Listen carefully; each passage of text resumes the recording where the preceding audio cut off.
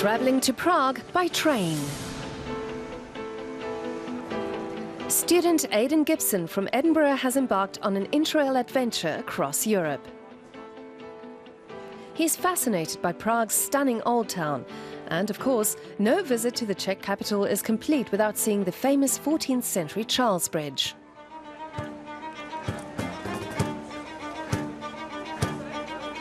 Aidan says some things remind him of his native Edinburgh. We have a lot of street music and artists, and a lot of events on. But I think Prague it's very different. Actually nicer than I expected, I think. Yeah, the buildings are really amazing when you see it with your own eyes. Yeah, so I think it's worth to come because it's nicer in person.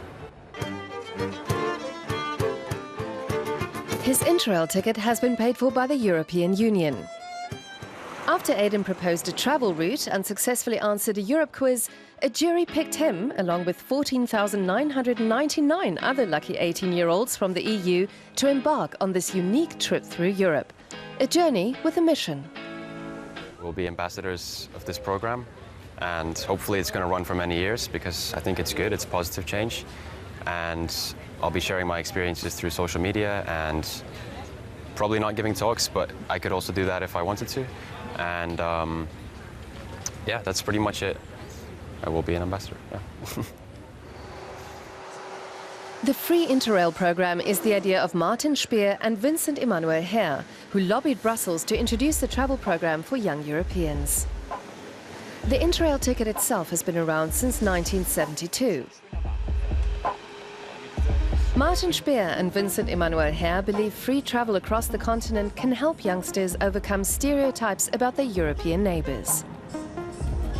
That's what the two of them experienced when they themselves went on an Interrail adventure years ago.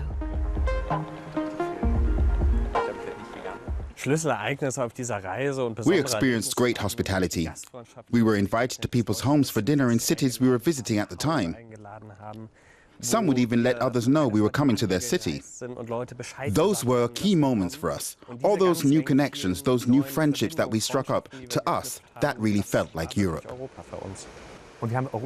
We got a whole new perspective on Europe and truly understand that Europe is not so much about its laws or politics, but about the diversity of its people. Many of the lucky 15,000 teens are sharing their travel experiences on social media, describing their encounters with fellow Europeans. But does this actually help forge a sense of European identity? Critics point out that it does little good if all these young travellers do is party the night away.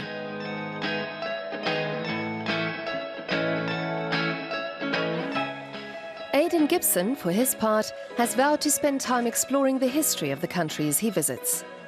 In Prague's Museum of Communism, Aidan learns about the emergence of the former Czechoslovakia and its ties to the Soviet Union. He's well aware that after Brexit, other British youngsters like him will no longer have an opportunity to win a free Interrail ticket. He's deeply disappointed with the outcome of the referendum. I think a lot of people voted blindly initially and they didn't really know what they were voting about.